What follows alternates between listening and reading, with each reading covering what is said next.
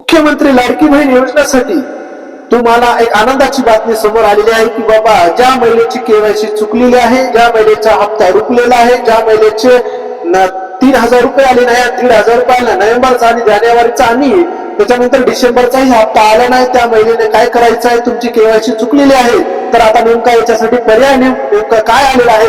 याच्यासाठी तुम्हाला मुख्यमंत्री लाडकी बहीण योजनेसाठी महाराष्ट्र शासनाने निर्णय घेतलेला आहे की तुमची केवायसी चुकलेली असेल तर तुम्हाला 31 मार्च 2026 पर्यंत याची मुदतवाढ दिलेली आहे. ज्या महिलेची केवायसी चुकलेली आहे, ज्या महिलेचा केवायसीचा पर्याय चुकलेला आहे, ज्या महिलेचे पैसे रुकलेले आहेत, त्या महिलेने लवकरात लवकर केवायसी करणं जरुरी आहे. सीएससी सेंटरवर जाऊन किंवा अनुभवी व्यक्तीपाशी केवायसी करून घ्यायची आहे आणि पर्याय तुम्हाला योग्य ते तुम्हाला निवडायचा आहे. आता एक शेवटची संधी महाराष्ट्र शासनाने तुम्हाला दिलेली आहे. या संधीचा तुम्हाला लाभ लवकरात लवकर तुम्ही घ्यायचा आहे आणि केवायसी लवकरात लवकर तुम्ही पूर्ण करून घ्यायची आहे. ज्यांची केवायसी चुकलेली आहे त्यांनी केवायसी करायची आहे, ज्यांची केवायसी राहिलेली आहे त्यांनी पण केवायसी करून लवकरात लवकर घ्यायचे आहे आणि या योजनेचा लाभ मिळवायचा आहे. ज्या महिलेने केवायसी केलेली नाही त्यांना या योजनेपासून लाभ वंचित राहण्याची शेवटची संधी किंवा तुम्हाला याच्यापासून कुठल्याही प्रकारच्या नंतर तारीख वाढण्याची शक्यता जास्त वर्तवली जात नाही. त्याच्यामुळे लवकरात लवकर तुमची केवायसी करून घ्यायची.